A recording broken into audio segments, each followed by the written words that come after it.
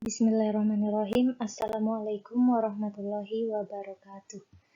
Perkenalkan, nama saya Ipa Sasmita. Saya dari kelas FM 18C dengan NIM 1057211230018. Di tugas final kali ini, saya mengambil dua jenis materi. Yang pertama, analisis rasio profitabilitas.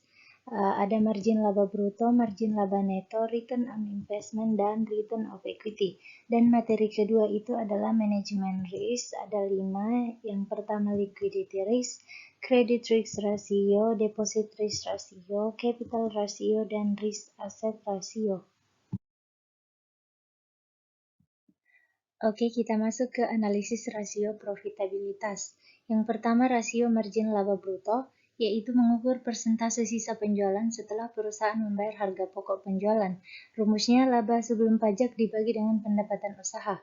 Yang kedua, rasio margin laba neto, yaitu mengukur kemampuan manajemen untuk menghasilkan laba neto setelah harga pokok penjualan, beban operasi, dan pajak.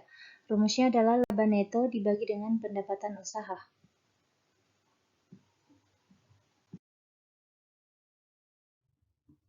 Oke, yang ketiga, return on investment, yaitu menunjukkan produktivitas dari seluruh dana perusahaan. Rumusnya laba neto dibagi dengan total aktiva. Yang terakhir, return of equity, yaitu mengukur laba neto sesudah pajak dengan modal sendiri. Rumusnya laba neto dibagi dengan total ekuitas. Sebagai contoh, kita akan melakukan analisis rasio profitabilitas berdasarkan neraca dan laporan laba rugi yang ada di dalam slide. Bisa kita lihat di dalam tabel ini adalah hasil pengukuran beserta standar industri dari masing-masing jenis rasio.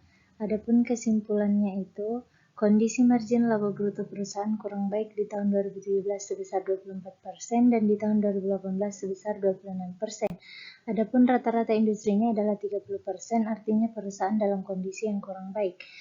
Yang kedua, kondisi net profit margin perusahaan cukup memprihatinkan. Standar industrinya adalah 20%, sedangkan nilai rasionya masih berada di bawah rata-rata industri.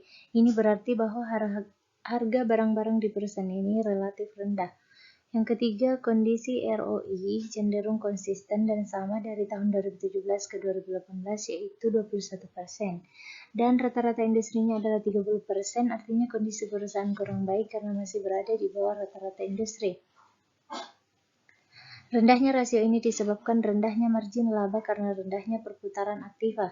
Yang terakhir, kondisi ROE mengalami kenaikan dari tahun 2017 ke 2018,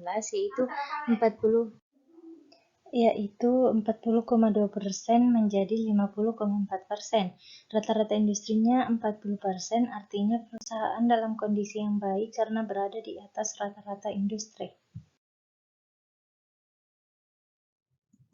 Selanjutnya kita masuk ke materi kedua, yaitu manajemen risk atau manajemen risiko. Ada 5 jenisnya. Yang pertama, liquidity risk, yaitu rasio yang digunakan untuk mengukur rasio yang akan dihadapi bank apabila gagal untuk memenuhi kewajiban terhadap para deposanya dengan harga liquid yang dimilikinya. Rumusnya liquid asset dikurang short term borrowing dibagi dengan total deposit lalu dikali 100%.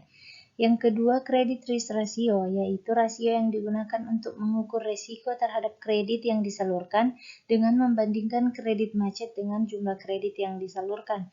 Rumusnya bad debts dibagi dengan total loans lalu dikali 100%.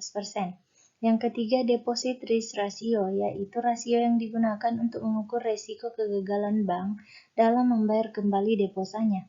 Rumusnya equity capital dibagi dengan total deposit dikali 100%.